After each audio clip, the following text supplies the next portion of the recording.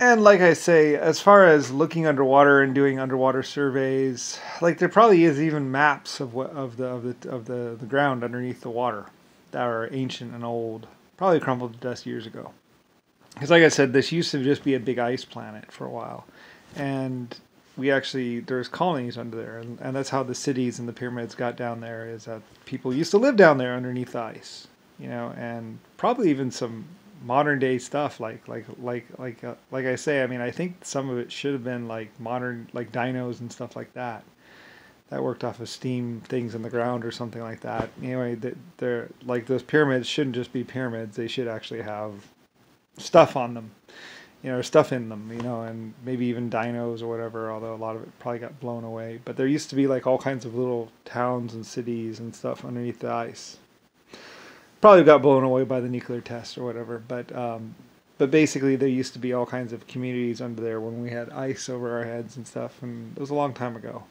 So, and then later on, like ships sank and stuff like that. So that's how I knew there was all this stuff under there, and I was just like, well, we just have to go down and find it. You could probably just, I don't know, cruise around down there and probably run into something. There's so much stuff down there. I mean, we lived here, or there's civilization here for like thousands of years. So probably almost anywhere you go down there, you're probably going to find something. So anyway, I was like, probably anywhere you go, you just go down there, you'll probably find something around there.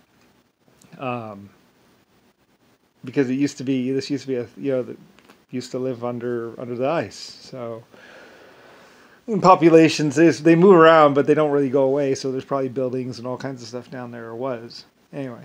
So probably rotted away long ago.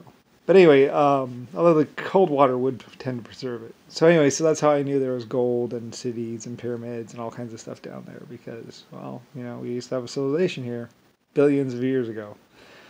So anyway, so I was having people go down there and look around and even try and get side scan radar or whatever, to try and, or sonar, to try and pick out items that would be of interest. So anyway, that sank from this, whatever. So anyway, and like I said, I mean, the Titanic, I knew I built a ship that big, and I knew that there was one with the watertight doors and everything. I mean, I know it, so. And I named it Lusitania for a reason. It was one of my ships. So that's how I got America. So anyway, there's a difference between being a real president and a real leader and being just some guy going, I'm the president. I'm the leader. And I was wondering who Roosevelt really was. Roosevelt supposedly died in like 1940 or 1930.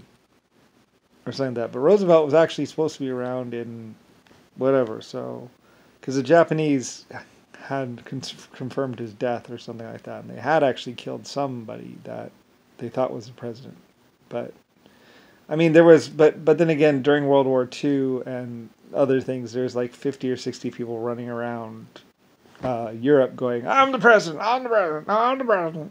And a bunch of other people going, I'm the president of America. I mean, like I say, Andrew Jackson went around with land slips saying that he owned like France, and then like he went to France or something like that, or he used to do let's call it wills for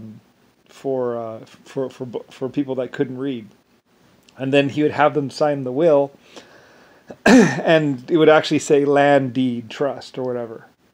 So then he would go to the next town and he would sell that land deed, make money, and then those people would go back and be like, and then he actually even hired some people to kick out the people so he could legitimately say, he'd actually go to the police or the people and be like, I own this land, they haven't paid on my land, and try to get the government to kick them out.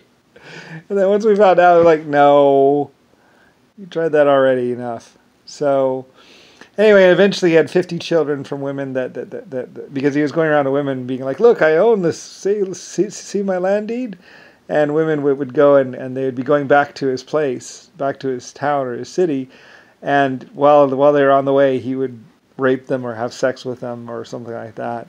And then he would run away on them. And and they would continue on or whatever to the city or go back home or something. Anyway, they'd get pregnant. Anyway, eventually 50 of his children got together and created Jacksonville. Yeah, because there was like 50 children from him or something like that, from women that they lied to and conned.